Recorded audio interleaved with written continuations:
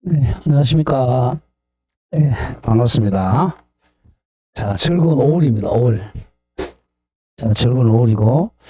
근데 첫 시간인데, 첫 시간이 제일 어려워요, 민법이. 첫 시간이. 자, 이제 한 딱 6개월 남았습니다. 6개월 남았으니까, 뭐, 시간 많이 남았어요. 많이 남았으니까 너무 막 불안해 하지 말고, 즐기면서 공부해야 돼, 즐겁게.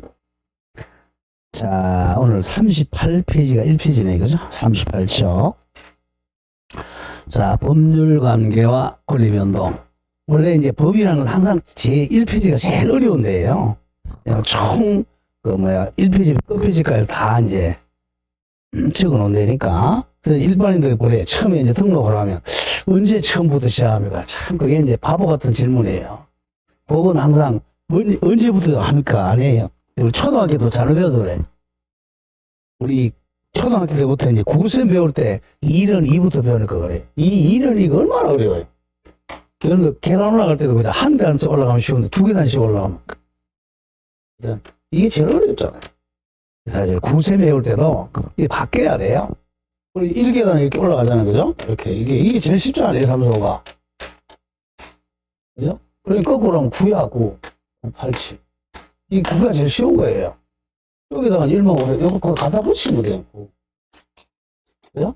이게 제일 쉬운 거예요, 이게. 1부터 거꾸로 하니까. 9, 8, 7, 6 이렇게 되는데. 그러니까 이제 이걸 갖다 거꾸로 하니까 어려워요. 이렇죠? 조금씩 9, 거꾸로 하면 제일 쉽잖아요. 그냥 9, 8, 7, 6, 그걸 갖다 붙이면 돼. 그 다음에 이거, 그렇게 붙이면 됩니다. 그래서 항상 이런 거꾸로 생각을 해야 돼요. 첫 시간이 제일 어려워. 근데 우리는 이제 배우기 때문에 쉽단 말이에요. 자, 시험 안 나오지만 01 법률 관계란 말이 나오면 무조건 이제 법률이란 말이 나오면 권리 의무로 바꿔 읽으면 돼요. 권리 의무. 자, 이 중에 이제 더 기분 좋은 게 권리잖아요. 그러니까 권리로 바꿔 읽으면 돼. 법률 관계 그러면 권리 관계죠. 권리 관계. 권리가 뭐냐? 이익이고 의무가 뭐냐? 이익의 반대말이 불이익이죠. 그죠? 불이익. 부담이죠. 부담, 불이익. 자. 그럼 권리가 기분이 좋잖아, 권리. 우리 헌법도 권리제로 규정하고 있잖아. 권리, 그죠? 인권, 그러잖아. 의무 해봤자 4대 의무밖에 없잖아. 권리관계, 법률관계, 의의는 그냥 권리관계다, 이겁니다. 권리관계. 거기 이제 양거로 3번 보세요, 3번. 즉, 결국, 자, 법률관계는 자, 법에 의하여 보호되는 자, 권리자다. 이익을 받는 자, 권리자와 법을 지켜야 되는 구속당하는 자, 의무자의 관계로 나타난다. 그래서 자, 법률 관계는 권리, 의무 관계라 그래요. 자, 그러면 이제 법률 관계의 대표가 바로 매매란 말이야. 매매. 매매 한번 대입해 보세요. 매매. 여기다가 자, 매매. 자, 맨날 했잖아. 1월 1일 날 이 집을 어디 팔았다. 청약과 성납, 매매가 성립했죠. 이 사람을 파는 사람을 매도인, 사는 사람을 매수인. 그럼 이 사람이 이제 자, 권리자. 이쪽이 의무자가 되죠. 이게 바로 법률 관계예요. 그래서 매매 관계 이렇게 되죠. 이걸 거꾸로 바꾸면 또 거꾸로 바꾸면 이쪽이 권리자, 이쪽이 의무자 이렇게 되죠. 자, 쉽게 해서 이 물건으로 따지면 매수인이 권리자. 자, 돈 주겠다. 1억. 돈으로 따지면 갑이 권리자가 된단 말이에요. 1억. 자, 그런데 이제 우리는 보통 이제 물건 가지고 따지니까 이 매수인이 권리자, 소유권 이전 청구권자. 이 사람은 대금 지급할 의무자. 이렇게 되죠. 자, 그게 이제 법률 관계입니다. 권리, 의무 관계. 더 줄이면 권리 관계. 자, 02로 내려옵니다. 자, 권리의 변동, 권리도 움직인다는 거예요. 자, 권리 변동을 법률 효과라고 합니다. 법률 효과. 권리는 정적인 게 아니라 움직여요. 자, 권리 즉 시계 이익도 변동한다는 거죠. 자, 세 가지. 자, 자, 우리가 이제 목요일날 했던 것은 우리 취적법 했잖아요. 거. 취적법에서는 자, 토지의 이동 이렇게 했잖아요. 이거는 권리는 변동이라고 그러지만 자, 표지는 토지의 이동 이렇게 같은 말이에요. 자, 이거는 권리에서 하는 얘기고 이거는 이제 토지에서 하는 얘기죠. 이동은 뭐죠? 정하고 변경하고 말소하는 거라 그러지. 똑같아요. 같은 말을 이렇게 용어를 달리 쓸 뿐이야. 자, 권리는 뭐죠? 발생한다. 발생을 이제, 자, 주체에 취득하는 사람 입장에서는 취득이죠? 시험은 여기서 나옵니다. 채권 바뀌는 거야. 채권 바뀌는 게 변경이죠. 변경. 그럼 이거는 항상 일부란 말이 나와요. 일부가 조건 바뀌는 거. 그 다음에 소멸. 소멸은, 자, 소멸. 상실이라고 하죠. 상실. 그리고 우리 법에는 득실 변경 이렇게 돼 있어요. 그 대표적인 애가 187조에 그렇게 돼 있죠. 부동산에 관한 물건의 득실 변경이요. 득실 변경 6조 7조 득실 변경은 등기의 효력이 발생하죠. 득실 변경. 그게 이제 권리 변동입니다. 실제 읽어보면 사람의 생활 관계가 변함에 따라 자, 권리 관계가 변동하는데 그 세 가지죠. 권리가 발생했다가 변경했다가 소멸한다. 이걸 이제 권리를 취득하는 사람을 주체라 그래. 권리 주체 관점에서 보면 취득 변경 상실입니다. 이걸 줄여서 득실 변경이라고 그래. 득실 변경. 그러면 여기 하나씩 가보죠. 거의 시험은 여기서 나와요. 이거는 거의 잘 안 나오고 요것만 잘 기억합니다. 권리 변동 그럼 그냥 권리 취득 이렇게 생각하면 쉬워요. 자, 먼저 1번에 이제 권리 취득 같은 말 권리 발생이죠. 취득 발생. 자, 권리 취득, 권리 발생은 또 크게 두 가지로 나눕니다. 권리 취득은 그 두 가지 나오죠. 1. 지구상에서 처음 취득하는 걸 원시 취득이라고 그래. 처음 취득. 자, 그 다음 앞사람의 권리를 이어받는 걸 승계 취득이라고 그래. 승계 취득. 자, 먼저 1번에 원시 취득은 처음 취득이라고 하죠. 처음 취득. 교과서 그대로 읽으면 어려워요. 처음 취득하는 거. 원시 취득은 지구상에서 권리를 처음 취득하는 거예요. 자, 여기 아무것도 없잖아요. 이 땅에. 아무것도 없잖아요. 없는데 여기다 이제 갑이 건물을 지었어요. 갑이 건물을 신축했죠. 신축하니까 갑이 소유권을 처음 취득하죠. 소유권의 원시 취득이 건물의 신축이죠. 대표적인 여기 나오죠. 건물의 신축. 그게 빠져 있어요. 건물의 신축 죽었고요. 신축. 건물 신축. 대표적인 원시 취득. 그 다음 토지는 뭐죠? 자, 이렇게 이제 토지는 여기 매립이죠. 토지의 매립.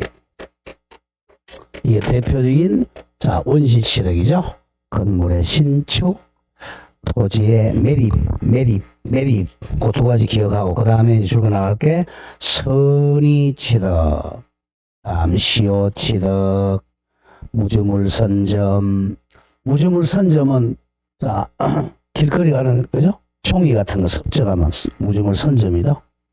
다음, 유실물 습득. 요거는 몇 개월 지나 취득한다고 그랬죠? 6개월 지나야죠? 6개월. 매장물 발견, 이거는 1년 지나야죠. 다음 부합, 혼합, 가공 등이 대표적입니다.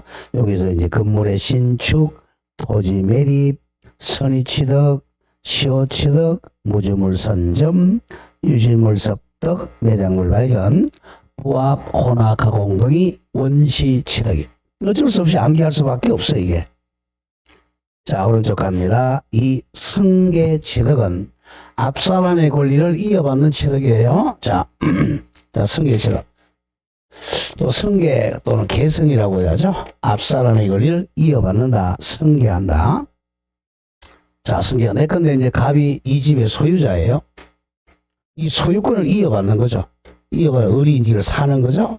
매매해가지고 이렇게 소유권 이전넘게 하면 갑의 소유권을 이어받았잖아요. 이것을 승계 취득이라고 그래요.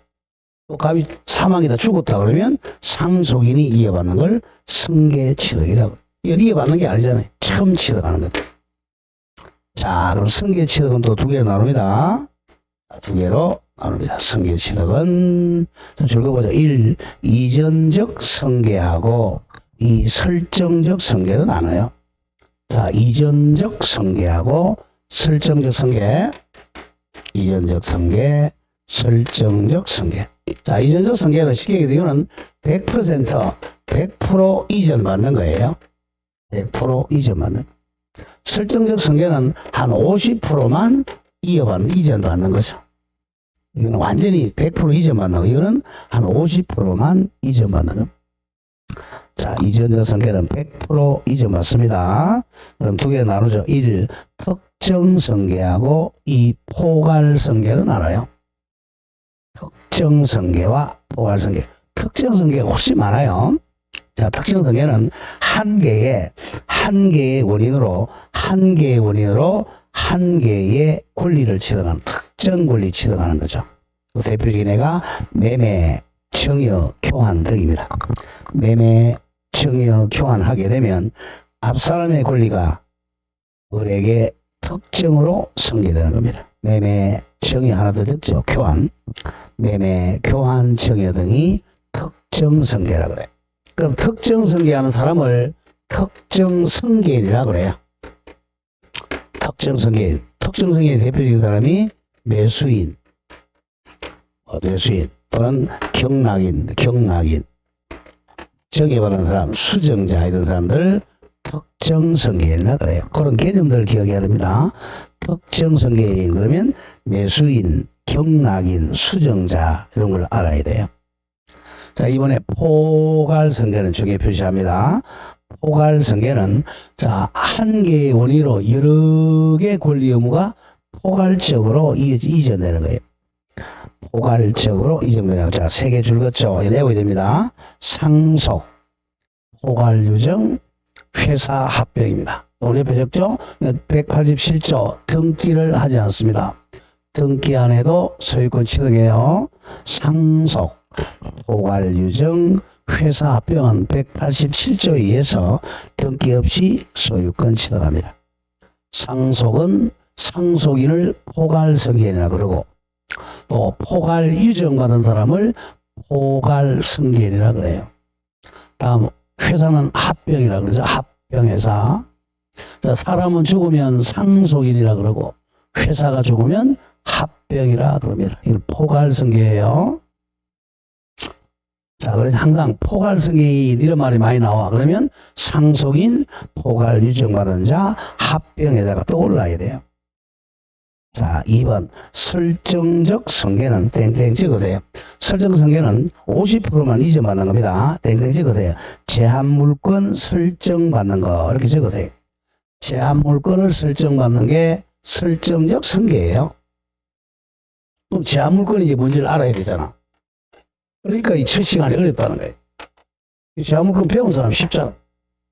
제한물권이 지상권, 지역권, 전세권, 유치권, 저당권, 질권 이런 거 배우잖아. 이런 걸 이제 취득하는 게 설정적 승계예요.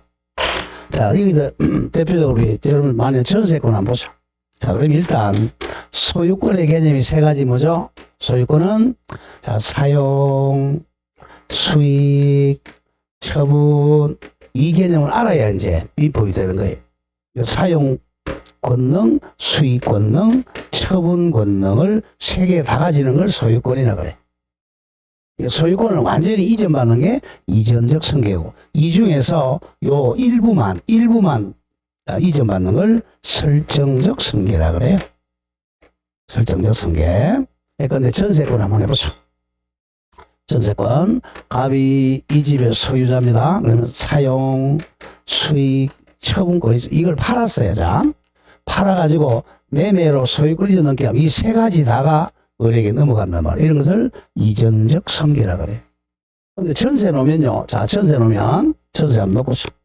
자, 이 집에 갑이 소유자예요. 사용, 수익, 처분권 가지고 있었어요. 근데 을한테 이제 전세 놓는다는 거죠. 그럼 전세권 설정 계약하고 전세권 등기합니다. 그럼 이 중에 전세권자는 이제 사용 수익만 이어받는 거죠. 사용 수익만 가지고 처분권은 갑이 가지고 있잖아요. 소유자는 처분권을 가지고 을에게 사용 수익만 이런 걸 설정적 승계라고 그래요. 설정적 승계면 이 사람은 소유자는 아니죠. 만약에 기간을 5년으로 정했다. 5년 후에 사용 수익을 넘겨줘야 된단 말이에요. 그러니까 이거는 일시적인 권리죠. 자, 그래서 설정적 성계 그러면 제한 물건을 설정받는 겁니다. 두 번째 줄 줄로 나가보죠. 두 번째 줄 지상권, 꼭 계속 적어보세요. 지상권, 지역권, 전세권, 저당권, 질권, 임차권도 여기 들어갑니다. 임차권도 제한 채권이니까 임차권 등 설정하는 걸 바로 설정적 성계라 그래요. 지상권, 지역권, 전세권, 저당권, 질권, 임차권 설정받는 게 설정적 성계입니다. 또 대표적인 오른쪽 기초로 나왔죠. 저당권 설정이란 글자 나왔잖아요. 설정은 이전적 성계가 아니라 무슨 성계다? 설정적 성계입니다. 자, 여기서 이제 취득이 중요하고, 자, 이번 권리 변경은 뭐 그렇게 중요하지 않아요. 자, 권리 변경은 맨 밑에 3번에 작용의 변경 정도만 기억하죠. 작용 같으면 효력입니다.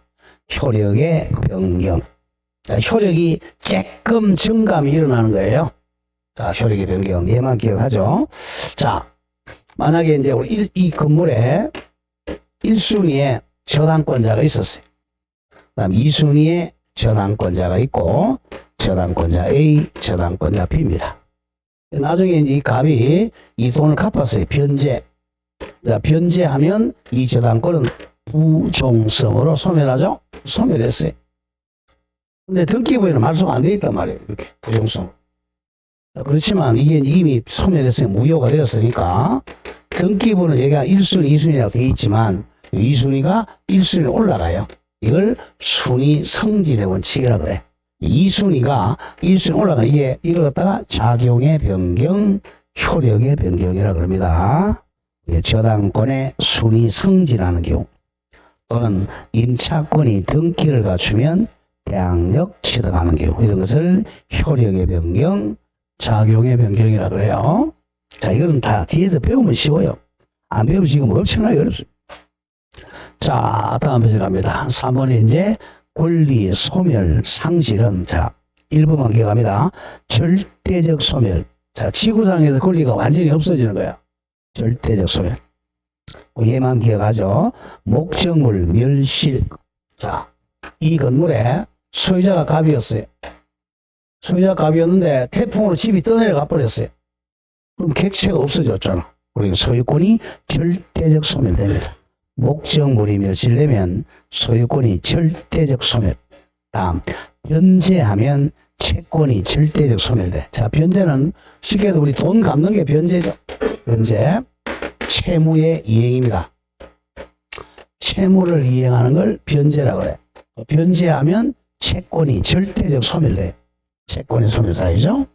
갑이 이제 을에게 돈을 100만 원 빌렸어요. 100만 원 채무자. 을은 100만 원 채권자입니다. 근데 돈을 갚는 걸 변제라고 그랬죠. 자, 변제가 되니까 채권이 빵원이 되잖아요. 빵원. 그러니까 채권이 절대적 소멸입니다. 자, 다음에 이제 소멸시효. 소멸시효도 채권이 절대적 소멸이면 절대적 소멸. 혼도. 이거는 물건의 절대적 소멸입니다. 자, 그 다음에 03의 권리변동의 원인. 자, 미리 보기 한번 볼까요? 자, 잠깐. 법률 사실, 법률 요건, 법률 효과. 이건 이제 법을 만들어 3단 논법이라고 그래요. 자, 법은 만들 때 3단 논법으로 만들어요. 만들 때.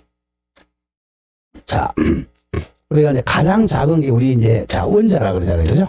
원자. 우리 몸 만들 때 원자들이 모여서 분자가 되고, 분자가 모여서 우리 몸을, 인간의 몸을 만듭니다. 이거 똑같아요. 자, 가장 작은 걸 법률 사실이라고 그래요. 자, 사실. 굉장히 철학적이죠. 그죠? 그 다음에 중간에 있는 걸 법률 요건이라고 그러고. 이게 가장 중요합니다. 그 다음에 결과가 법률 효과라고 그래요. 자, 이걸 우리 줄여서 사실 요건 효과, 사실 요건 효과 이렇게 됩니다. 이 법률 효과가 이제 조금 전에 배웠던 바로 권리입니다. 권리는 변동한다 그랬죠. 자, 그러니까 결국은 권리가 변동하는 원인. 자, 권리가 변동하는 원인이 바로 법률 요건입니다. 이게 바로 이게 권리 변동의 원인.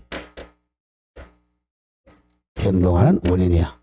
원인이 있으니까 이게 바로 효과, 바로 결과가 있는 거죠. 항상 인과관계라는 걸 기억해야 돼. 자, 법률 요건이 있어야 법률 효과가 발생한다. 이겁니다. 두 개 가장 중요해요. 근데 이제 법률 요건은 한 개로서 만들어지는 경우도 있고 여러 개로 만들어지는 경우가 있어요. 여러 개로 만들어지는 게 더 많으니까 이게 이제 법률 사실이에요. 예, 그러니까 항상 사실, 요건, 효과 이 3단계를 거쳐서 권리가 발생, 변경, 소멸합니다. 모든 권리는 마찬가지. 자, 예를 한번 들어보죠. 가장 많은 거 대표적인 애가 이걸 기억하죠. 갑이 자, 을한테 1월 1일 날 우리 집을 팔겠다, 이 집을 팔겠다고 매도에 청약을 했어요. 팔겠다 청약, 이 의사표시죠? 자, 의사표시를 했어요. 그러면 갑과 을에게 권리 의무가 발생했어, 안 했어요, 아직? 발생 안 했죠? 그래서 법률 사실 가지고는 이렇게 효과 발생이 안 돼요. 반드시 2단계를 거쳐야 돼. 자, 내가 우리 집 팔겠다. 그러니까 우리 가만히 있으면 아무런 권리 의무가 없죠. 자, 그런데 이제 다 요건으로 갑니다. 이제 권리 변동할 원인이야. 갑이 팔겠다. 그러니까 우리 좋다. 사겠다고 승낙을 했어요. 딱 승낙을 하니까 매매 계약이 성립했죠. 매매 계약. 이제 성립했다면 이제는 자, 아까 했죠? 권리 의무가 발생하죠? 권리 의무가 발생. 여기 이제 매매 계약이 법률 요건입니다. 그게 이제 딱 발생하니까 권리 의무가 발생하는 거죠. 그래서 이제 기본적으로 자, 이 의사표시는 대표적인 법률 사실이고, 이 계약이 대표적인 법률 요건이고, 다음에 권리 의무가 바로 법률 효과가 됩니다. 요 과정이에요. 거기 살짝 보세요. 법률 사실은 1이라고 하고, 법률 요건을 만드는 개개의 구체적 사실이에요. 출한 거 보죠. 청약이고 승낙에다가 의사표시라고 적으세요. 청약의 의사표시, 승낙의 의사표시는 법률 사실입니다. 청약이라는 의사표시, 승낙이라는 의사표시는 법률 사실이야. 그리고 중간 단계를 꼭 거쳐야 돼. 법률 요건은 바로 권리 변동의 원인. 거기가 매매 계약이 나오죠. 자, 거기다 조금 이따 배울 겁니다. 그래서 법률 요건의 대표적인 애가 이제 계약이야. 매매 계약, 교환 계약, 임대차 계약, 증여 계약 등등. 그 다음에 이 요건을 거쳐야 효과가 발생합니다. 이제 법률 효과가 권리 의무의 변동이죠. 그럼 매매 계약이 성립하면 대금 지급 청구권, 요거는 매도인의 권리죠. 재산권 이전 청구권은 매수인의 권리입니다. 결국은 이거 지금 계약법 배우는 거, 계약법. 다시 가보죠.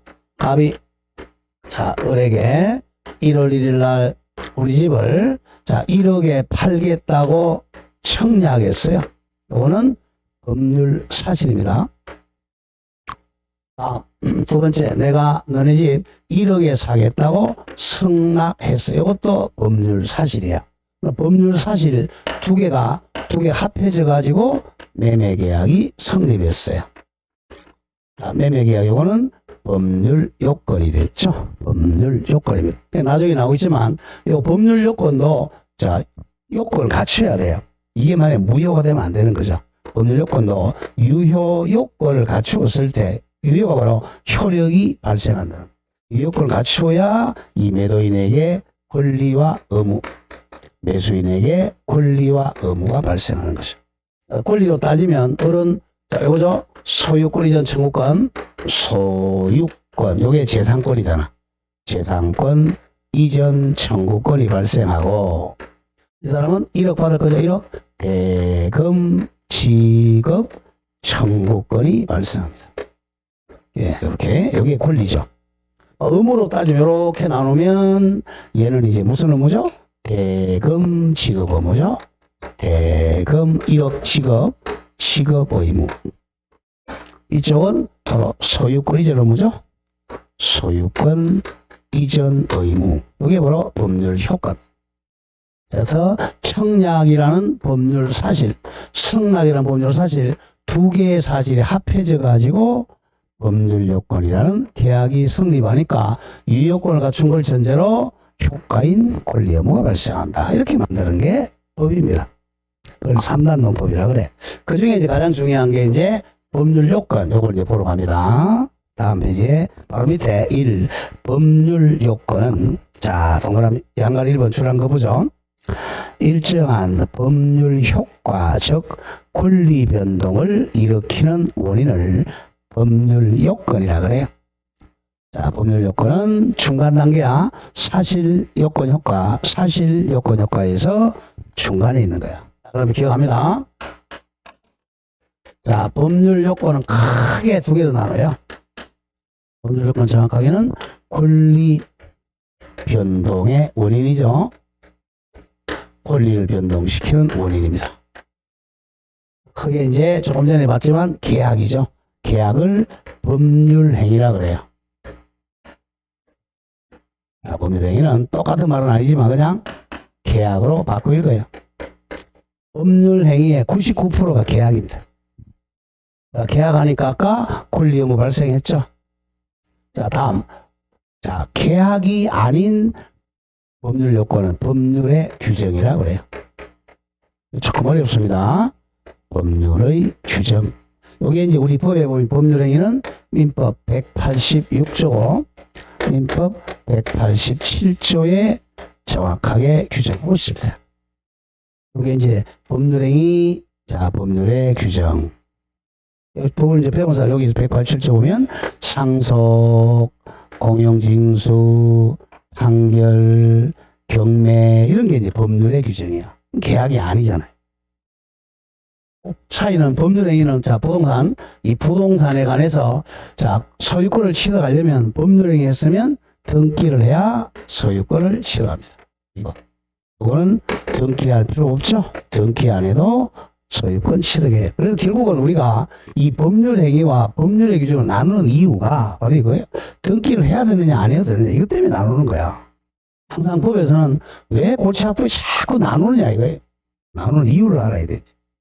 사람을 남자와 여자로 나누는 이유가 여자는 애 놓을 수 있고 남자는 못 놓고 남자는 군대 가고 여자는 안 가고 그것 때문에 나누는 거예요. 그걸 정확하게 알아야 돼. 그걸 모르니까 어려운 거야 이제. 그럼 내가 법률행위 개념 몰라도 돼. 법률행위 그럼 계약해놓고 등기해야 된다. 이거는 안 해도 된다. 그것 때문에 나누는 겁니다. 자, 그럼 2번이 이제, 자, 두 가지 갑니다. 2번, 법률 요건은 두 개로 나눠요. 당사자의 의사, 자, 동그라미 쳐. 의사대로, 표시는 의사표시대로 법률 효과가 발생하는 것을 법률행위라 그래요. 그럼 조금 이따 보겠지만, 이 계약을 체결하려면 의사표시가 있어야 되잖아. 법률행위는 필수 요소가 의사표시입니다. 의사표시가 반드시 있어야 되는 게 법률행위예요. 자, 의사표시대로. 자, 조금 전에 했죠? 의사표시대로 갑이 을과 매매 계약을 체결했어요. 자, 계약 체결할 갑이 청약 의사표시 했잖아. 그래서 말을 뭐라고 그랬어요? 나는 이 집을 1억에 팔겠다 그랬잖아. 그러니까 자기가 한 말대로 자, 1억에 팔겠다 그랬으니까 의무는 뭐야? 집을 팔 의무죠. 권리는 1억 받겠다 그랬잖아. 1억. 그러니까 자기가 원하는 대로 권리 취득시켜주고 의무를 부감시켜주는 거예요. 이쪽 반대됐죠? 나는 자, 이 집을 사는 대신에 1억 주겠다 그랬잖아. 권리, 의무를 자기가 만든 거예요. 이게 법률행위입니다. 자기가 의사표시로 만든 게 법률행위입니다. 자, 반대, 그 뒤에 당사자의 의사와는 전혀 관계없이 의사와는 관계없어. 여기는 의사표시가 없는 거예요. 의사표시와는 관계없이 국회가 만든 법률 규정에 의해서 권리가 변동하는 걸 법률의 규정입니다. 크게 두 가지입니다. 법률 요건은 크게 뭐로 나눈다고? 법률행위와 법률의 규정. 의자 넣으세요. 항상 공부할 때 법률 요건은 법률행위와 법률의 규정이다. 이렇게 나눠요. 자, 그렇게 해놓고 우리 시험 보면 어떻게 되어 있냐면 자, 총칙에서는 총칙에 10문제가 나오는데 총칙에 뭐라고 되어 있냐면 법률행위만 시험범위다 이렇게 되어 있어요. 법률행위만. 그러니까 총칙에서는 법률의 규정은 시험범위가 아니에요. 쉽게 해서 소멸시효 같은 건 시험범위가 아니라는 거죠. 법률행위는 몇 조부터 나오냐면 103조부터 시험범위 들어가는 거예요. 103조부터 154조까지. 이 법률의 규정 어디 가서 배워라? 물건에 가서 배워라. 여기 가서. 그런 점입니다.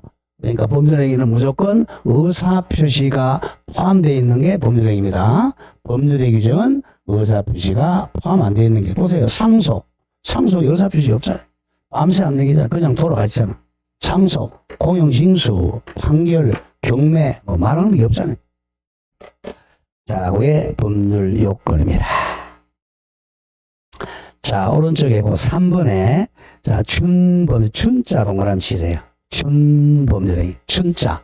법률행위 아니죠? 같은 말, 법률적 행위라고 합니다. 법률적 행위. 춘법률행위. 쉽게 해서 이게 영어로 셈입니다, 셈이. 우리 프로와 아마추어의 중간점이 있다는 거죠? 셈이 프로라고 그러잖아. 프로는 아니지만, 프로보다 조금 못하지만, 아마추어는 잘하는 사람, 준프로고 그러죠. 그러니까, 프로하고 비슷하지만, 프로는 아닌 사람. 자, 이것도 법률행위와 비슷하지만 법률행위 아닌 사람을 준법률행위라 그래. 결국은 의사표시는 없어요. 의사표시는 없는데 의사표시랑 비슷한 게 있다는 거. 이걸 준법률행위라 그래요. 자, 그럼 조심합니다. 자, 그럼 차이는 뭐냐면, 자, 이 법률행위는 자, 의사표시 때문에 이거 의사표시를 원한다는 거야.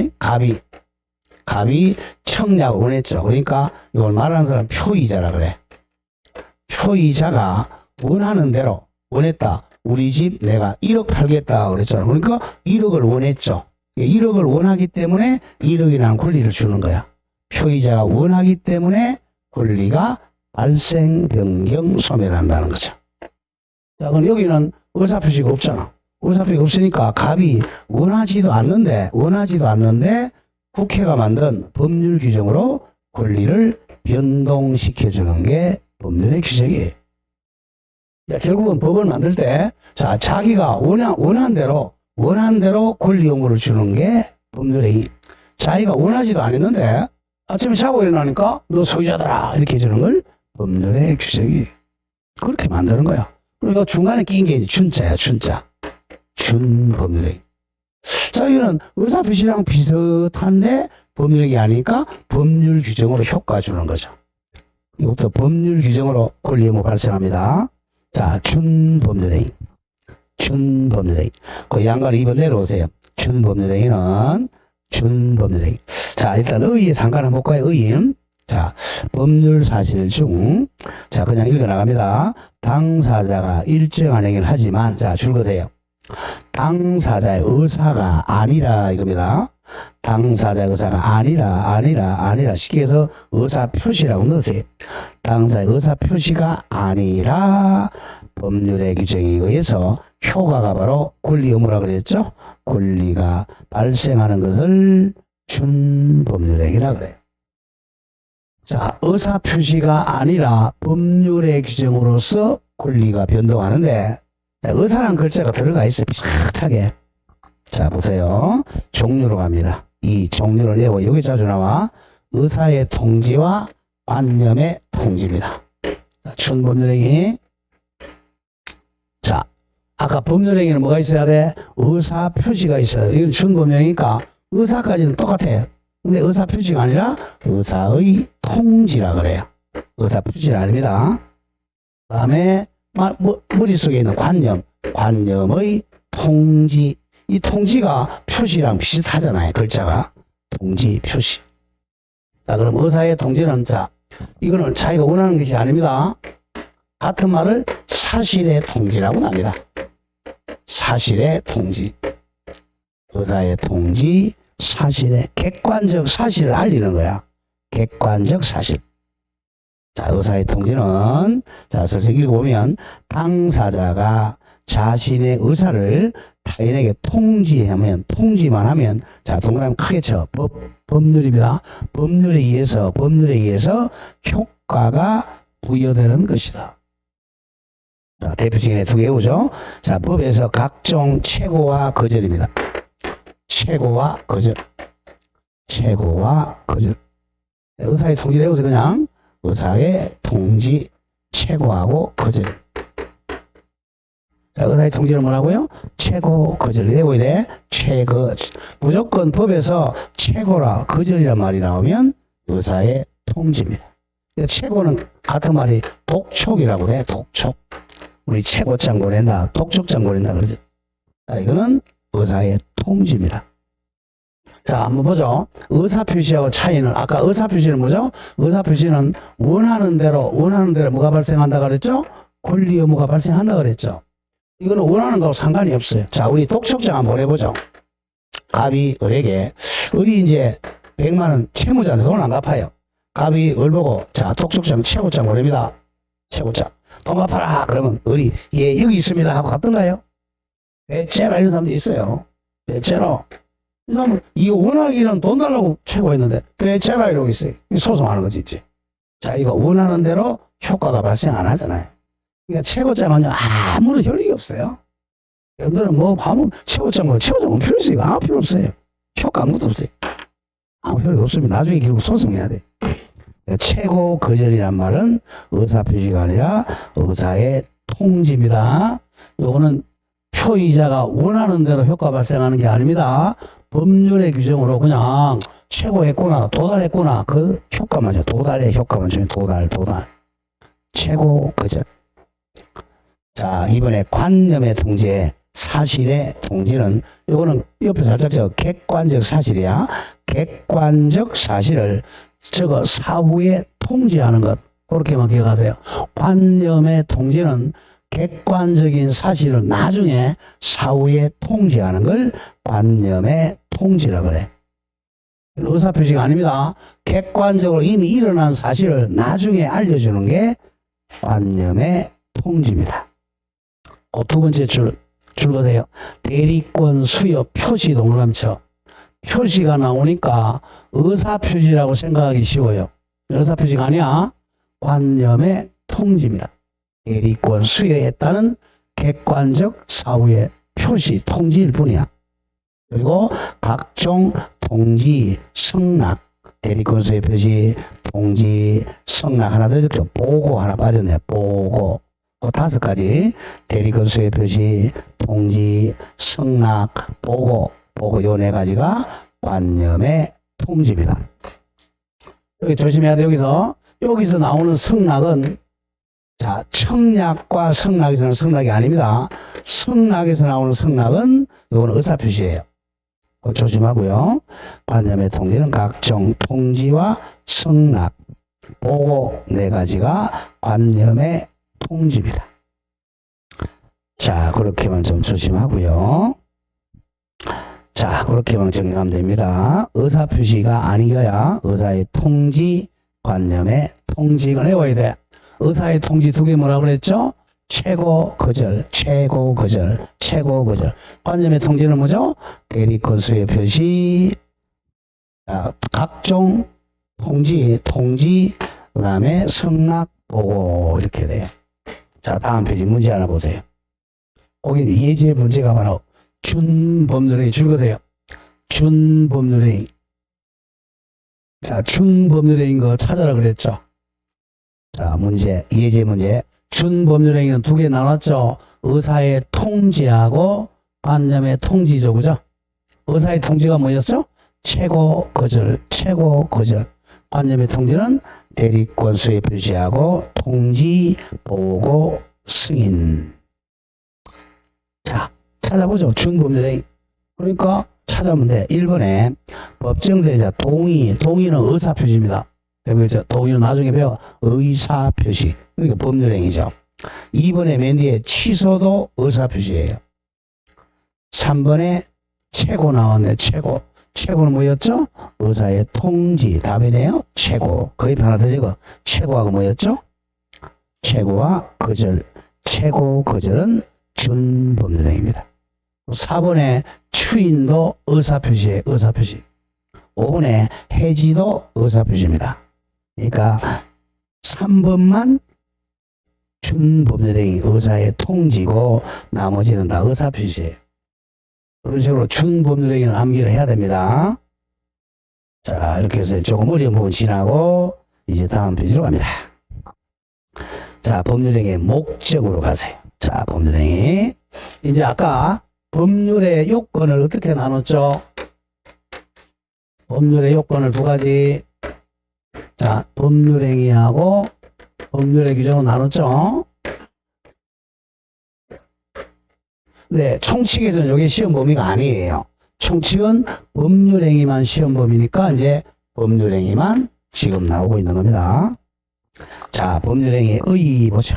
자, 법률행위 일단 의를 다 외우지 말고 그냥 법률행위는 최소한도 뭐가 포함되어 있어야 된다? 의사표시가 포함되어 있어야 돼. 의사표시가 포함되어 있어야 법률행위입니다. 예, 법률행위 말 나오면 계약으로 바꿔 읽으라고 그랬잖아. 계약에는 의사표시가 반드시 포함되어 있어야죠. 자, 그럼 의의가 1번이 나오면 1번.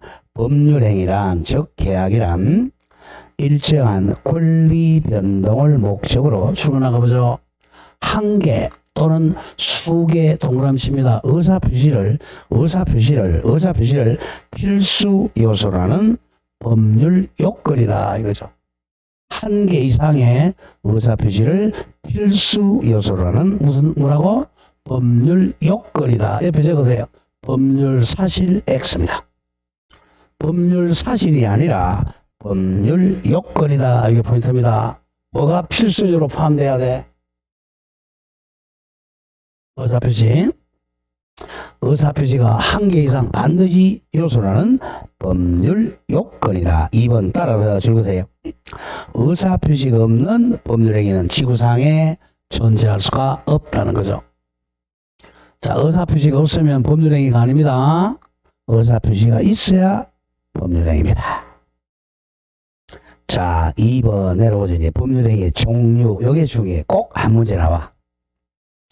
법률행위 종류는 1번에 의사표시 수에 따른 분류를 하세요. 방향은 지워버리고. 의사표시 수에 따른 분류. 의사표시가 몇 개냐 이거야. 첫째, 의사표시의 수. 의사표시의 수에 따른 분류입니다. 자, 의사표시가 몇 개냐에 따라서, 자, 의사표시가 한 개만 있는 걸, 바로 제가 말한 화답 한 개네요. 이걸 단독행위라고 해요. 단독이. 다음, 의사표시가 두 개 이상인 걸 청약과 승낙이니까 바로 계약이죠. 자, 의사표시가 한 개다 뭐라고요? 단독행위. 쉽게 얘기해서 단독의 법률행위라는 거예요. 단독행위. 그 다음, 의사표시가 청약과 승낙으로 이렇게 두 개 이상 청약과 승낙으로 두 개 이상 합치되는 게 계약입니다. 이 중에 이제 이게 99.9%야. 이게 계약이 99%. 이 단독에는 1% 정도밖에 안 돼요. 몇 개 안 된단 말이에요. 이건 예외, 여기 원칙이야. 그럼 법률행위 그러면 아까 계약으로 바꿔 읽으라 그랬잖아요. 그죠? 계약. 법률행위란 말로는 계약으로 바꾸면 쉬워요. 자, 그럼 오른쪽 계약부터 먼저 갑니다. 이 계약하고 계약이 원칙이니까 합동행위는 지우세요. 시험 안 나옵니다. 합동행위는 이 계약. 예, 무조건 법률행위 그러면 단독행위 아니면 계약입니다. 2번 계약이 원칙 99%. 자, 계약은 우리 배웠으면 한번 읽어보죠. 서로 이거죠. 청약과 승낙 방향이 반대잖아. 그래서 서로 대립하는 또는 반대 방향의 이런 말을 써요. 서로 대립이동과 대립 반대하는 두 개 이상의 의사표시의 합치 동그라미 합치로 성립하는 법률행위입니다. 자, 거기다 예 한번 적어보죠. 뭐 걔는 자 이렇게 계약이 성립해서 물건이 성립하면 물권계약, 채권이 성립하면 채권계약, 신분권이 성립하면 신분법상 계약 또는 뭐 준물권계약 이렇게 나눠요. 이렇게 많습니다. 이게 훨씬 많으니까 그 예를 안 적어놓은 거야. 물권계약, 채권계약, 준물권계약 여기 전부 계약입니다. 계약이 99.9%야. 자, 그 다음 왼쪽으로 예외 단독행위로 옵니다. 자, 단독행위는 요거는 반드시 법에 있어야 돼요. 예외니까. 단독행위도 두 개로 나눠요. 두 개 나누고 있죠. 자, 갑의 일방적인 단독행위가 상대방에게 딱 도달해야 효력이 발생하는 것은 상대방 있는 단독이에요. 상대방 있는 단독이. 상대방이 도달하는 때 효력 발생하는. 두 번째, 자, 도달 안 해도 일방적 의사표시만 하면 도달 안 해도 효력이 발생하는 걸 상대방 없는 단독행위라 그래요. 이게 더 많죠. 이게 몇 개 안 돼요. 자, 갑니다. 단독행위는 의는 한 개의 의사표시로 성립하는 법률행위입니다. 의사표시 한 개로 성립하는 걸 단독행위라 그래요. 단독행위. 자, 단독행위는 또 2번에서 세 번째 줄 보세요. 단독행위 특징은 원칙적으로 뭘 못 붙여? 조건이나 기한 붙일 수 없다. 이건 기억해야 돼요. 단독행위는 조건이나 기한을 못 붙여요. 원칙적으로. 왜 그러냐면 단독행위는요. 이 의사표시를 하는 사람은 표의자라 그래. 표의자한테는 유리해요. 이쪽은 불리하니까. 불리한 데다가 또 불리한 붙이면 안 된다는 거예요. 때리는데 또 때리면 엄청나게 아프잖아요. 두 번 때리면 안 된다는 거야. 조건이나 기한은 계약에 붙여야 돼. 자, 계약은 서로 평등하잖아. 여기는 조건, 기한 가능해요. 서로 평등한 거니까. 여기는 단독행위는 조건, 기한을 못 붙인다. 종류가 두 개로 가면 1. 상대방 동그라미 쳐 있는 단독행위는 의사표시가 도달해야 효력이 발생하는 걸 상대방 있는 단독행위야. 중요합니다. 상대방이 있다고 상대방이 있는 단독행위가 아니야. 도달한 때 효력이 발생한다는 거야. 자, 대표계도 쭉 나오죠. 어쩔 수 암기해야 돼요. 단독행위. 동의. 자, 미성년자가 계약할 때 아버지 어머니가 동의 줘야 효력 발생하죠. 동의. 채무 면제한다. 딱 도달된 면제돼요. 계약 해제. 소급적으로 계약 소멸시키죠. 소급적 소멸. 계약법에서 배운 거고. 해지는 장례적으로 계약 소멸이죠. 비소급. 상계, 우리 쌤하자 이거죠. 상계. 추인은 사후의 동의, 나중에 동의 주는 거야. 추인. 자, 취소, 철회, 공유지분 포기, 시효취득 이익 포기, 제한물권 포기, 대리권 수여, 수권행위 등입니다. 어쩔 수 암기할 수밖에 없어요. 이거는 상대방 있는 단독행위입니다. 자, 단독행위. 자, 이게 아까 어디서 나온 거예요? 앞에지 돌아와 보세요. 다시 42쪽. 그 이해지에서 낸 거잖아. 준법률행위인 것에서 아까 3번 빼고는 다 상대방 있는 단독행위야. 동의, 취소, 추인, 해지 전부 상대방 있는 단독행위란 말이야. 법률행위죠. 그렇게 냅니다. 자, 그 정도는 기억해야 됩니다. 자꾸 읽어서 이거는 암기해야 돼요. 26회, 33회 뭐 쭉 나오잖아. 자, 그럼 왼쪽 기출을 보세요. 어떻게 냈는가? 돌아와서 원위치 44 기출 계약의 해제 나왔죠. 해제는 상대방 있느냐 없느냐. 있는 단독행위죠. 없느니 틀렸죠? 있는 단독행위. 단독행위는 또 상대방 있는 단독행위. 이게 원칙이에요. 자, 오른쪽 옵니다. 이 상대방 없는 단독행위. 이거는 몇 개 안 돼요. 자, 조심해야 돼. 상대방 없는 단독행위는 상대방이 없는 게 아니고 도달하지 않아도 효력이 발생하는 걸 상대방 없는 단독행위라 그래요. 한 5개 정도만 암기하면 됩니다. 먼저 유언, 유정이죠. 자, 갑이 유언하고 돌아갔어요. 유언, 유정. 그럼 이제 유언 정서를 남겨 돌아가셨어요. 자, 나의 재산은 전부 을한테 줘라 라고 딱 돌아가시자마자 을이 소유자 되는 거죠. 을이라는 사람이 있긴 있어요. 있는데 도달할 필요가 없다는 거예요. 언제 효력 발생해? 사망한 때죠. 사망한 때 효력이 발생하니까 상대방 없는 단독행위라 그래. 유언, 유정, 또 재단법인 설립행위. 요게 답으로 가장 많이 나왔죠. 자, 재단법인 설립행위는 사람이 있어 없어? 사람이 한 명도 없잖아요. 이걸 등기한 때를 발생해. 설립 등기한 때. 재단법인 설립행위는 설립 등기한 때를 발생하니까 상대방 없는 단독행위예요. 재단법인의 대표적인 애가 사립학교입니다. 사립학교 설립행위는 상대방 없는 단독행위고, 다음 포기 중에서 소유권 포기나 점유권 포기는 상대방 없는 단독행위. 자, 여러분들 소유권 포기 많이 하잖아요, 그죠? 내가 휴지가 있어. 휴지 내 거잖아. 근데 휴지통에 딱 버리죠. 딱 던지는 순간 소유권이 소멸되죠. 휴지통은 사람이 아니잖아요. 상대방 없는 단독행위입니다. 지금 바로 이겁니다. 유언, 유정, 재단법인 설립행위, 행위를 넣어요. 행위, 소유권 포기, 점유권 포기, 요 5가지는 외워줘야 돼요. 상대방 없는 단독행위. 5개 빼고 나면 전부 왼쪽으로 와서 상대방 있는 단독행위입니다. 어쩔 수 없이 암기돼야 됩니다.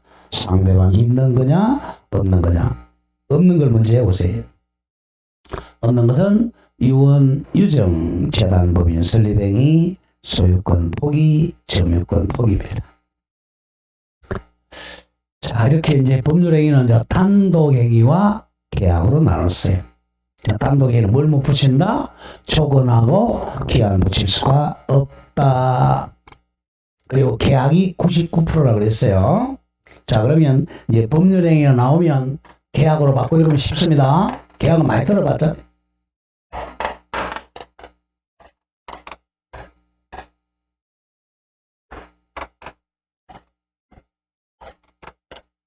자, 가보죠. 이제는 계약을 체결했어요. 그러면 자, 이제 두 번째는 자, 나중에 계약을 이행할 문제를 남기느냐 아니면 이행 문제가 없느냐로 두 개로 나눕니다. 이행 문제 유무로. 자, 1번. 자, 이행할 문제를 남기는 걸 우리가 이행 문제니까 의무를 부담할 행위, 의무 부담 행위. 식에서 의무 부담 계약이죠. 행위가 나오면 계약으로 이걸 채권 계약이라고 해요. 뭐 채권 계약 또는 채무 계약. 그럼 계약을 또 물어봤고 있는다? 행위 같은 말이에요. 이제 채권이. 그다음 두 번째, 자, 이행 문제를 남기지 않았다. 이행이 안 해도 된다는 걸 처분행위라고 그래. 처분행위, 처분계약. 이 처분행위를 두 개로 나눠요. 처분행위를 이제 채권행위의 반대말이 물권계약이죠. 물권행위 같은 말, 물권계약. 다음에 물권은 아닌데 물권하고 비슷하다 그래서 준물권계약이라고 그래요. 이거는 3개밖에 없어요. 요 3개 빼고 나면 이렇게 나누는 거죠. 자, 갑니다. 1. 의무 부담행위, 채권행위. 채권행위 같은 걸 채권계약.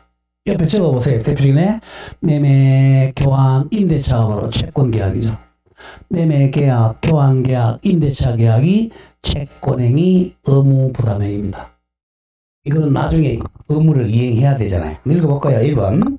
갑이 자신의 부동산을 을에게 매매 나왔죠. 매매 채권 계약이잖아. 매매한 경우, 자, 매도인 갑과 매수인 을에게 각각, 자, 권리는, 자, 상대방에게 대금 지급 청구권. 이건 누구의 권리죠?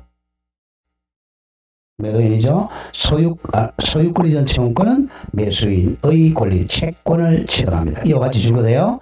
채권을 발생시키는 계약을 채권계약이라고 그래요. 매매계약, 교환계약, 임대차 계약이 바로 채권행위 같은 말 채권계약입니다. 반대로 얘기하면 채무계약이라고 할 수 있죠. 채권 채무계약입니다. 자, 이게 여러분들이 많이 헷갈리는 이유가 우리나라 법은 우리나라 법이 아니에요. 자, 독일법하고 자, 프랑스법하고 독일법을 요걸 짬뽕한 게 일본법이에요. 일본법이 이제 우리나라에 들어온 거야. 그리고 대한민국 법은 이걸 갖다가 짬뽕한 법이에요. 그리고 이걸 알아야 돼. 이 말은 여러분들 뉘앙스를 모르니까 어려운 거예요. 참. 그런데 이제 스위스는 자, 채무법이라고 그래요. 채권법이지 않고 채무법이라고 그래. 그러니까 독일에서는 채권법이라고 그래요. 같은 말이에요. 자, 권리를 위주로 하느냐 채권이고 의무를 위주로 하는 채무예요. 여러분 같이 그냥 채권, 채무법 이렇게 기억하세요. 그럼 채권자와 채무자는 같은 말입니다. 같은 말이에요. 채권자가 보면 채권자고 채무자가 보면 채무자예요. 아까 얘기했잖아. 자, 똑같이 이 집에 1억을 팔았다. 매도인은 돈으로 보면 채권자죠. 1억 달러 채권자죠. 물건으로 보면 채무자예요. 물건을 이제는 채무자잖아. 근데 보통 우리가 이제 공부할 때는 자, 물건 가지고 따지니까 매도인을 채무자, 매수인을 채권자라 그래요. 자, 그런 점을 기억하고 그러면 2번 갑니다. 의무 부담 계약, 채권 계약이야. 자, 이 경우 갑은 매도인 갑은 매수인에게 뭐 해줘야죠? 등기를 이전해 줄 의무가 있고, 자, 그리고 어른 갑에게 돈 1억 대금 지급 의무가 있다. 이와 같이 줄거서 이제 채권 계약은 자, 앞으로를 지우고 이행기해라고 하죠. 무슨 기? 이행기죠. 항상 채무는 언제 이행해야 돼? 이행기해. 자, 갑이 매매 계약했다. 1월 1일 날 하고 2월 1일 날 이행기죠. 이행기에 내가 소유권 이전해주고 잔금 주겠다라고 이제 이행기를 정했잖아요. 이행기에 채무를 이행할 의무를 부담하죠. 그래서 의무 부담행위 채권 계약이라고 해요. 이행기에 부담할 의무를 남게 된다. 고로 줄으세요. 이행 문제를 남기게 되므로 채권 계약을 의무 부담행위라고 합니다. 그래서 자, 이행기에 이행할 의무가 있는 계약이다. 이걸 뭐라고 그래? 의무 부담 계약, 채권 계약이라고 그래요. 결국 대표적인 애가 뭐였죠? 매매 계약, 교환 계약, 임대차 계약이야. 그럼 반대말이 2번 처분 행위는 두 개야. 물권 행위와 준물권 행위. 땡땡 찍으세요. 뭐가 없다? 이행 의무가 없다 이거예요. 이행 의무가 없어요. 이미 권리가 처분이 끝났어요. 처분이 끝났으니까 이행 문제가 없어요. 자, 대표적인 행위로 물권행위 하죠. 무조건 물권행위 하면 물권행위 대표가 이렇게 생각하세요. 소유권 이전 계약 더하기 등기까지 합한 걸 물권행위라고 생각하세요. 그러니까 등기까지 했으니까 더 이상 해줄 게 없잖아. 등기가 넘어갔으니까. 자, 항상 우리 등기를 제가 그릴 때 소유자 갑이 을과 1월 1일 날 매매 계약했어요. 그럼 이 사람은 채권자잖아. 이행기는 2월 1일 날 정했어요. 그러면 2월 1일 날 소유권 이전해줄 의무를 부담하니까 갑이 바로 의무 부담 계약, 채권 계약했죠. 을도 2월 1일 날 소유권 이전 받을 권리가 생겼으니까 채권 계약이에요. 매매 계약은 이게 채권 계약이죠. 의무 부담 계약이야. 근데 이제 등기를 합니다. 이행기 됐어. 이게 바로 이제 물권 계약이야. 자, 이 소유권 이전 여기다가 자, 우리 1월 1일 매매 이거 채권 계약이야. 등기는 2월 1일 합니다. 소유자 을 요걸 갖다가 바로 물권 계약이라 그래요. 그러니까 물권 계약 뭐였어요? 소유권을 나한테 넘어갔죠. 더 이상 이행할 게 있어 없어? 없잖아요. 더 이상 이행할 의무가 없으니까 처분 계약, 물권 계약이라 그래요. 물권 계약. 그 점을 조심합니다. 근데 이제 우리는 이제 관례상 어떻게 하고 있느냐 보세요. 대개 보면 만약에 이 집에 1억에 팔았다. 그러면 계약금 되게 주죠, 그죠? 계약금을 한 1,000만 원 줬다. 여기까지 아직까지 채권 계약입니다. 아직까지. 채권 계약은 나중에 파기될 가능성이 많아요. 자, 계약금은 자, 이 집값으로 준 거라 그랬어요. 이거 해지하려고 준 돈이라 그랬어요. 해지하려고 준 돈이라 그랬죠? 여기까지는 채권 계약. 중도금이 들어갑니다. 중도금이 들어가면 이제 계약금 2배 주고 해지를 못 하죠. 중도금 받고 남한테 팔으면 얘는 뭐야? 대입자로 감옥에 간다 그랬죠. 그래서 중도금 들어가 요때 정도 되면 이제 요거 이제 한 자, 물권계약, 물권적 합의 정도 돼요. 오케이? 합의. 그리고 이제 잔금 들어갑니다. 잔금 들어가고 등기한다. 이거는 100% 물권계약이 됩니다. 이제 잔금 들어가고 등기 왔다. 그러면 이제 완전히 의리 소유자죠. 처분이 끝났다는 거죠. 이게 처분행위입니다. 그래서 항상 기억할 때 매매 계약하면 채권 계약이다. 잔금 주고 등기 넘어갔다. 물권 계약이다. 이렇게 생각하세요. 가장 편해요. 공부할 때. 자, 처분행위, 물권행위 갑니다. 자, 그런 점을 조심하면 되겠습니다. 물권행위. 자, 읽어보죠. 동그라미 1번. 갑이 을에게 이전 등기를 해주고, 등기해줬죠? 이게 물권계약이야. 을은 갑에게 대금 지급에 돈 다 줬죠? 물권계약입니다. 하면 갑과 을은 결국 자, 부동산 취득과 금전의 소유권을 취득한다. 이때가 물권계약입니다. 자, 이제 줄거세요. 이렇게 소유권이나 제한물권 등 물건을 가로 열고 등기하는 계약을 물권계약이라고 합니다. 등기까지 넘어간 걸 물권계약으로 생각하세요. 자, 이 경우는 더 이상 이제 줄거세요. 부담할 의무가 남아있지 않으므로, 즉 이행 문제를 남기지 않으므로. 왜? 등기가 넘어갔잖아요.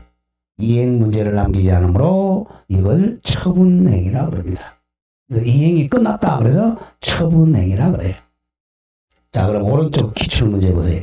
지상권은 물권이야, 채권이야? 물권이잖아. 그러니까 지상권 설정 계약은 뭐죠? 물권행위, 즉 처분행위다. 정확해요. 자, 그 다음 2번 나오면 2번은 자, 준물권행위가 나와요. 자, 일단 물권은 아니면서 물권이 아닌데 처분이 다 끝난 걸 준물권행위라 그래. 물권 아니면서 처분행위를 준물권이라 그래.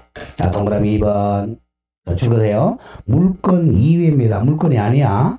물권 이외의 재산권을 처분하고 이행 문제를 남기지 않는 계약을 준물권 계약이라 그래. 세 개 해봅시다. 준물권행위는 자, 채권 양도. 채권을 처분하는 게 채권 양도입니다. 채무 면제, 지식재산권 양도. 요 세 가지는 기억합니다. 자, 준물권행위. 준물권행위도 처분행위입니다. 세 가지 뭐라고요? 자, 조심해야 돼. 채권 양도라 그러지. 채권이 들어가도 채권행위가 아니야. 채권을 처분했으니까 양도. 그 다음에 채무를 처분하는 걸 채무면제. 그 다음에 물건이 아닌 우리 특허권, 실용신앙권 이런 거 지식재산권. 네, 근데 특허권 요거죠. 양도. 양도는 처분했다는 거야. 이거는 준물권행위. 자, 채권 양도 한번 볼까요?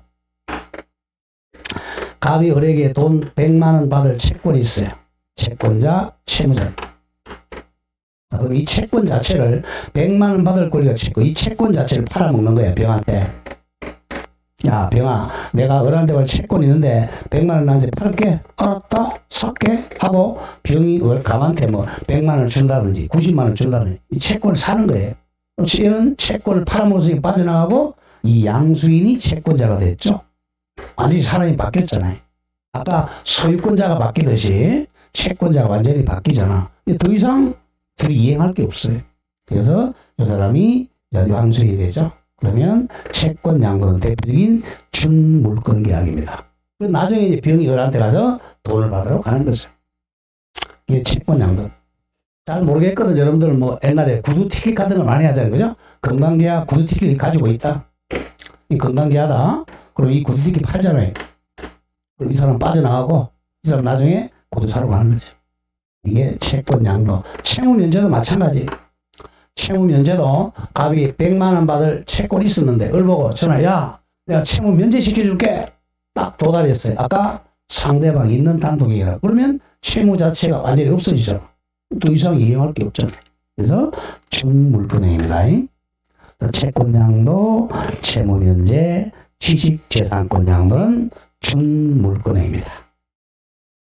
자, 그럼 다음 이제 차이점 중에 표시하죠. 차이점은 다 했던 거야. 자, 1번. 자, 채권행위 할 때는 대표적이네. 자, 이 집의 소유자 A야. A가 소유자입니다. 보통은 이제 자기 집이니까 자기가 파는 게 원칙이죠. 근데 자기가 안 팔고 남이, 갑이, 자기가 소유자 아니에요. 갑이 남의 집, A의 집을 파는 거죠. 매매, 교환, 증여, 이거 유효합니다. 자, 그래서 채권행위는, 자, 남의 물건이나 남의 권리도 유효해요. 왜냐, 채권행위는 이행기까지만 이행해주면 되기 때문에 그래. 자, 1월 1일 날 계약했다. 나중에 한 1월 30일 날 사가지고 2월 1일 날 등기 넘기면 되니까 남의 물건도 채권행위는 유효합니다. 근데 물건행위는 안 돼요. 자, 1번. 자, 채권행위는 처분행위가 아니므로, 자, 줄으세요. 채권계약에는 처분 권한이 필요 없다. 처분권 없어도 채권행위 할 수 있죠. 처분권이 없는 자의 채권행위도 뭐하다고? 유효하다. 기억해야 됩니다. 아무런 처분권이 없는 사람이 남의 집 팔 수 있다는 거예요. 자, 따라서 타인의 권리나 타인의 소유 물건도, 자, 매매 임대차도 유효합니다. 이게 처음에는 잘 틀려요. 남의 물건이나 남의 권리도 말 수 있다고, 채권계약은 뭐하다? 유효하다. 그 이유는 이행기까지 이행하면 되기 때문에 그래요. 그럼 문제는 나중에 이행기에 A가 안 팔라 그래. 안 팔라 그러면 이전 등기를 못 해주잖아. 그러면 채무불이행으로 손해배상해 주면 됩니다. 그래서 남의 물건이나 남의 권리도 매매계약, 임대차는 뭐하다고? 유효해요. 근데 반대 처분행위는 안 돼요. 처분행위는 이미 등기가 넘어갔기 때문에 소유자 갑으로부터 이 소유자 을이라고 등기돼 있어요. 그러면 이 소유권을 팔아먹으려면 을이 팔아야 돼. 엉뚱하게 병이 자기 소유권이 아닌데 이걸 갖다가 처분 등기한다. 그러면 무효가 됩니다. 남의 물건 등기해주면 무효예요. 자, 2번 그러나 조심해야 돼. 처분 권한 없는 자가 처분행위 이퀄 저거 물권행위 하면 무효다 이거예요. 처분권이 없는 자가 물권행위, 물권계약하면 무효다. 즉, 처분 권한이 없는 타인의 부동산에 대해 이전 등기하면 무효입니다. 또 지상권이나 저당권 등기하는 것도 무효다. 이게 포인트입니다. 그래서 우리가, 자, 채권행위하고 물권행위 구별 실익이 이거예요. 자, 우리 물권행위. 우리 시험 범위가 총칙, 물권, 채권 이렇게 돼 있잖아요.